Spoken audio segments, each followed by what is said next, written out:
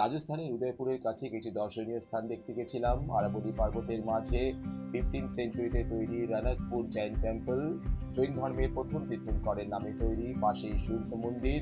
এখানকার মার্বেলের ভাস্কর্য সত্যিই মনে দাগ কেটে যায়। সেখান থেকে ১ ঘন্টার দূরত্বে আমরা পৌঁছে গেছিলাম কুম্ভলগড় ফোর্ট। এই কুম্ভলগড় ফোর্টে দূর থেকেই আমরা দেখতে পেলাম সেখানকার প্রাচীর। এই কুম্ভলগড় ফোর্টের বিশেষত্বই হলো এখানকার প্রাচীর, যেটি চায়না ওয়ালের সঙ্গে কম্পেয়ার করা হয়।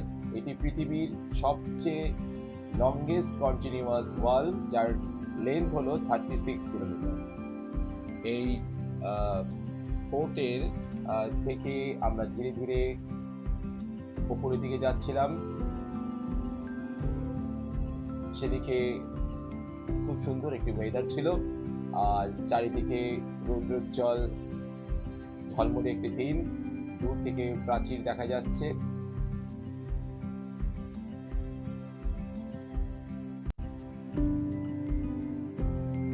এটি একটি মন্দির ফোর্টের মাঝে। সেখান থেকে আমরা ওপরের দিকে যাচ্ছিলাম।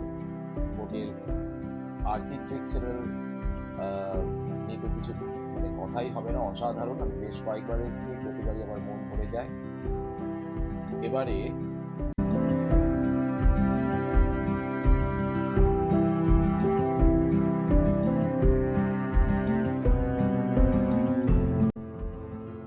আরাবল্লী পর্বতের মাঝে ফোর্টটি একদম টপে আমরা দাঁড়িয়ে আছি।